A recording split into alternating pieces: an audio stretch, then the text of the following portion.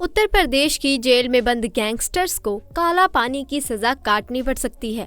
Lawrence Bishnoi और उसके gangster उत्तर भारत की अलग अलग जेलों में बंद है। ये जेल में बैठकर ही अपना क्राइम सिंडिकेट चला रहे हैं। जेल के अंदर बैठे बैठे किसी की भी हत्या की स्क्रिप्ट लिख सकते हैं। सिद्धू मूसेवाला केस में यही हुआ था। लॉरेंस बिश्नोई जेल के अंदर बंद था, लेकिन जेल में बैठे बैठे ही उसने रच दी थी सिंगर की हत्या की साजिश। खुद उसके गैंगस्टर गोल्डी बराड़ ने सिद्धू मूसेवाला की हत्या को बिश्नोई गैंग का काम बताया था। यानी यहाँ की जेलों में उनके पास सारी सुख सुविधाएं मौजूद होती हैं। इसके बाद भी दिल्ली की तिहाड़ जेल में लॉरेंस बिश्नोई गैंग और बम्बईहा गैंग के गैंगस्टर्स के बीच 2 बार खूनी गैंग वार हो चुकी है। इस गैंग वार में जेल के अंदर ही 2 गैंगस्टर प्रिंस तेवतिया और टिल्लू ताजपुरिया मारे जा चुके हैं। हाई सिक्योरिटी जेल में होने के बावजूद ये कत्ल हो गए और पुलिस कुछ भी नहीं कर पाई। इससे पहले पंजाब के तरन तारन जिले की गोविंदवाला साहिब जेल में भी 2 गैंगस्टर्स की हत्या कर दी गई थी। अब एक के बाद एक इस तरह के मामले पिछले कुछ महीनों में सामने आ चुके थे, जिसने पुलिस और प्रशासन की नींद उड़ा दी थी। इन्हीं सब वारदातों को देखते हुए NIA उन गैंगस्टर्स को अंडमान भेजने की सिफारिश कर रही है जो जेल में बैठकर अपनी गैंग को चलाते हैं, खासकर जो कैदी या गैंगस्टर दिल्ली, पंजाब और हरियाणा की जेल में बंद है। NIA ने मंत्रालय को नॉर्थ इंडिया की जेल में बंद कैदियों को लेकर खत लिखा है, जिसमें सिफारिश की गई है कि 10 से 12 गैंगस्टर्स को अंडमान निकोबार जेल में शिफ्ट किया जाने पर विचार किया जाना चाहिए।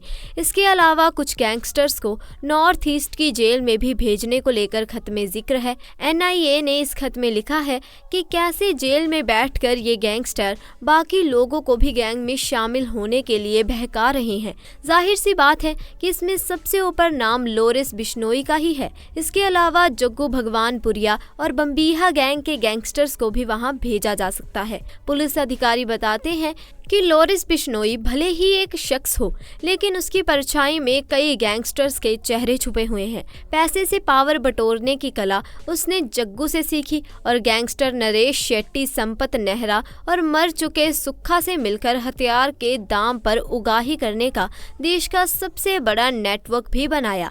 इसके नेटवर्क में आकर काला जठेरी रिवॉल्वर रानी के नाम से चर्चित लेडी डॉन अनुराधा चौधरी समेत कई गैंगस्टर समेत काली दुनिया का साम्राज्य ही खड़ा कर लिया। यही वजह है कि आज भले ही लॉरेंस बिश्नोई जेल के भीतर हो, लेकिन उसके देश के कई राज्यों में 600 से भी ज्यादा शार्प शूटर हर वक्त तैनात रहते हैं। बस व्हाट्सएप से एक इशारा और पल भर में किसी का कहीं भी कत्ल यानी काम तमाम।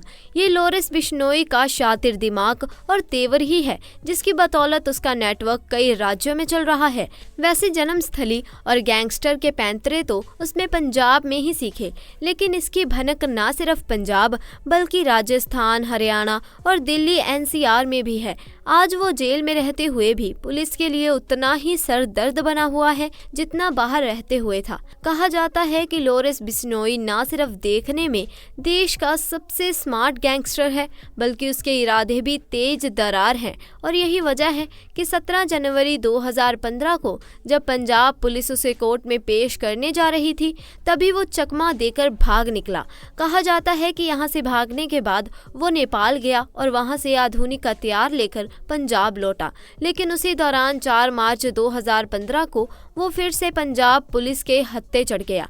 भले ही वो पुलिस की गिरफ्तारी में आ गया, भले ही वो जेल चला गया, लेकिन उसे सुपारी मांगने, गैंग को ऑपरेट करने और कत्ल कराने से कोई नहीं रोक सका। वो जेल में ही फोन के जरिए अपने गैंग को चलाता रहा और आज भी ये काम उसका जारी है। सिर्फ यही नहीं, वो जेल से ही फेसबुक पर फोटो अपलोड करता है, जेल में जिम भी करता है, जिसकी तस्वीर फेसबुक पर भी आ जाती है। व्हाट्सएप के जरिए जेल से ही सुपारी लेता है, रंगदारी मांगता है और ये सब कुछ गुपचुप तरीके से नहीं, बल्कि इसका कबूलनामा वो खुद फेसबुक पर करता है। अगर कोई बदमाश लॉरेंस बिश्नोई के नाम पर किसी से रंगदारी मांगता है तो वो खुद फेसबुक पर मैसेज भेजकर इसका खंडन भी करता है। अपराध की दुनिया में एकमात्र गैंगस्टर है जिसके नाम पर फेसबुक पर 150 से ज्यादा अकाउंट है। गैंगस्टर लॉरेंस बिश्नोई नाम से तो दर्जनों फेसबुक पेज हैं। यही नहीं, कॉलेज के दिनों में बनाए हुए इसके सोपो संगठन नाम से कई फेसबुक पेज हैं। इन फेसबुक पेज को देखने से एक बार तो साफ होती है कि भले ही इसने क्राइम की दुनिया में रंगदारी से लेकर कई कत्ल किए हों इसमें, लेकिन लड़कियों के साथ होने वाली छेड़छाड़ या किसी भी तरह की घटना का ये खुलेआम विरोध करता है। ये कहता है कि अगर किसी ने ऐसा किया तो वो उसे छोड़ेगा नहीं। शहीद भगत सिंह का भक्त बताने वाला ये गैंगस्टर हमेशा खुद को क्रांतिकारी बताता है।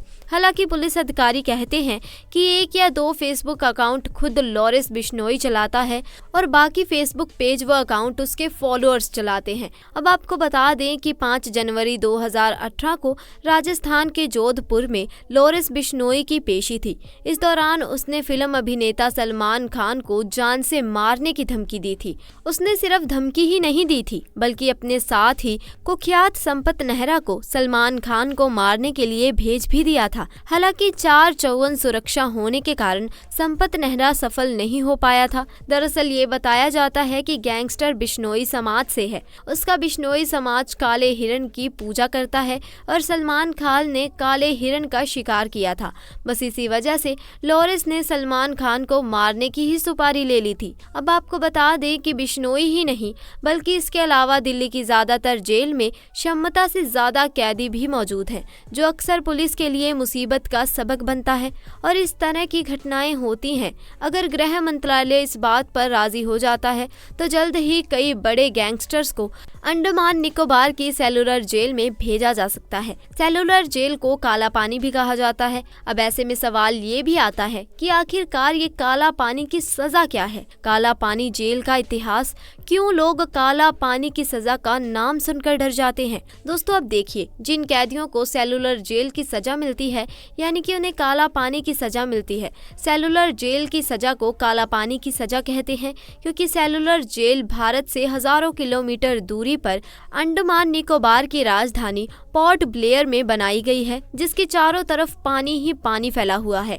भारत की स्वतंत्रता की लड़ाई में भाग लेने वाले स्वतंत्रता सेनानियों को अंग्रेजी हुकूमत प्रताड़ित करने के लिए सेलुलर जेल यानी कि काला पानी की सजा दी गई थी। यहाँ पर सैनिकों के साथ पैरों में बेड़ियां जकड़कर बांध दिए जाते थे और उन्हें वहां छोड़ दिया जाता था।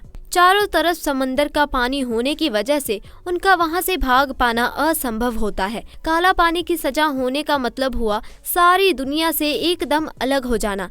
इसके अलावा काला पानी की सजा काट रहे कैदियों को बड़ी यातनाएं दी जाती हैं। यही वजह है कि काला पानी की सजा का नाम सुनकर आज भी लोगों की रूह कांप जाती है। ऐसा माना जाता है कि जिस भी कैदी को काला पानी की सजा हो जाती है उसे वहां पर खाने के लिए कुछ भी नहीं दिया जाता और समंदर का पानी खारा होने की वजह से वो पी भी नहीं पाता, यानी भूख प्यास के कारण तड़प तड़प कर मर जाता है। तो दोस्तों अब देखना ये है कि क्या वाकई में सरकार इन गैंगस्टर्स को काला पानी की सजा देती है या फिर नहीं। काला पानी की सजा के बारे में आपका क्या कहना है, कमेंट सेक्शन में ज़रूर बताएं। साथ ही दोस्तों वीडियो इंटरेस्टिंग लगी हो तो इसे लाइक करें, शेयर करें और चैनल को सब्सक्राइब करें। धन्यवाद।